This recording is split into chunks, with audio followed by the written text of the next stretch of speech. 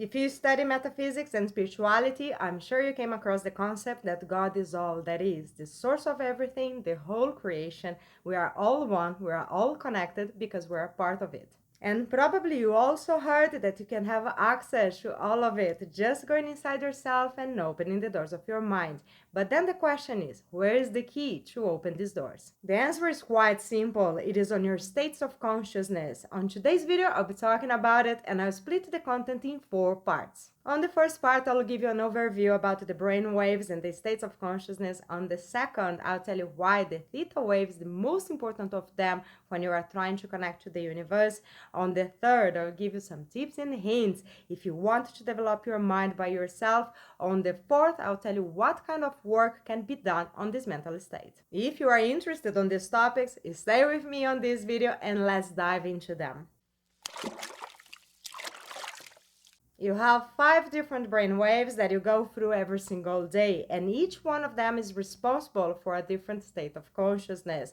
2 of them are alert, awake, the other 2, trance, relaxation, and the last one, sleeping. The fastest one of them is called gamma. It is a hyper-alert state where different parts of your brain connect and work together to give you one huge insight, a solution for a problem. I'm sure the big thinkers of humanity like Albert Einstein and Stephen Hawking were very used to work on this mental state. Below that, you have beta, which is your normal waking consciousness. Most part of the day, your brain is on this frequency. Stress and anxiety only happens in gamma and beta waves. After, you have the alpha wave, which is also known as a light trance state. You can experience that when you do relaxing activities like meditation, reading, and watching TV. Below alpha, you have theta, which is responsible for a deep trance state.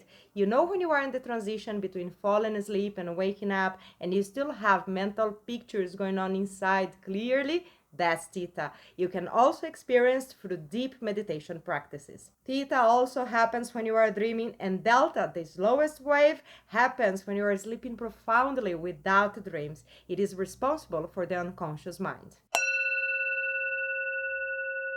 Now that you have an overview about the brain waves, let me tell you why theta is the most important one in any kind of holistic work. For you to understand better the power of theta waves, look at children between 2 and 6 years old because their brains most of the time are operating in theta waves. In this age, they are like a sponge. They absorb everything around them and that sinks down straight into their subconscious mind. Which is the same thing you want to do during hypnosis. You want to guide people into a trance so you can plant suggestions in their subconscious mind. Children are highly creative and they don't know the difference between what is real and what is imaginary. Does that sound familiar to you? The law of attraction and the law of manifestation tell you that you can create the life of your dreams. You just have to imagine and visualize as if it was real. I'm not saying that children use these laws consciously. I'm just saying that we can learn with them how to do it properly. Another thing that you can observe, if the child has any kind of psychic experiences, like seeing auras, spirits, sensing energies, or even remembering past lives, usually it happens during these ages. You see, theta waves are super powerful. It is a shame that we stop to use them consciously after we grow up. The good part is, our minds are like a muscle and we can always train it. So let me give you some tips and hints about how you can do that. Look at it as a mental gym. You need the same elements as in a physical training: intention, schedule, and time for practice. The intention has to be something that you really want to achieve, to keep you motivated to practice. On the last part of this video, I'll share some ideas about what you can do, so just choose the one that mostly attracts you. About the schedule, I recommend 3 to 4 times a week for at least half an hour each. If you are not used to meditate, it takes time to calm down your mind and reach the proper state. Do not lay down or you might fall asleep. Theta wave is very close to delta.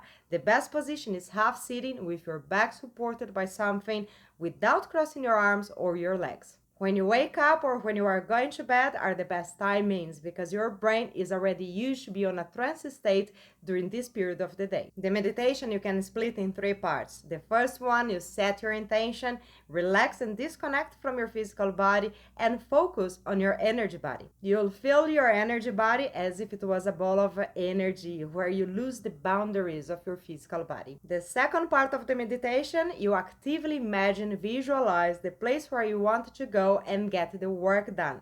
You can research on the internet to find some ideas in alignment with what you want to do. The third part of the meditation, your brain should be already in theta waves and you should be able to see clearly with your mind's eyes. So do whatever you want to do and be open to receive any kind of information that shows up in your mind and work with it. And I mean anything. Trust me, when you open to decide and you learn how to do this kind of work, there are no boundaries. The only problem is we tend to dismiss the information and believe that we made it up. Now, let me give you some ideas about the kind of work you can do, and keep in mind this list is not limited because when you are on theta waves, you are connected to all that is. When I spoke about children, I already mentioned manifestation and hypnosis. You can also do channeling work. Your spirit guides, higher self, angels, archangels, or any other kind of entity that you want to get guidance from. You can work with timelines, go to the past, past lives, and even probable futures. Just keep in mind that the future is not set on stone. It is just a probability. You can do healing work. You just have to connect to the infinite source of energy, channel it, and direct it to someone that needs it. That's what Reiki masters and theta healers do. You can mentally visit other places like the Akashic Records, which is the library in the astral plane, and even other planets and galaxies in the cosmos. And by the way, did you ever hear about remote viewing? That's a CIA project done on the 70s to train psychic spies. They would just sit down and connect to the total consciousness, and they would spy what other intelligences in the world were building. You can do telepathic work this way. Send thoughts, receive thoughts, and connect to any other consciousness that you want. Dr. Steve Greer gather groups and go to remote areas to initiate contact with UFOs like that, using telepathy. As you can see, the possibilities are endless. Different intentions, different techniques, but the base is the same. Work with your brain on theta waves. That's the key. I hope you have learned something new from me today and the video has helped you somehow.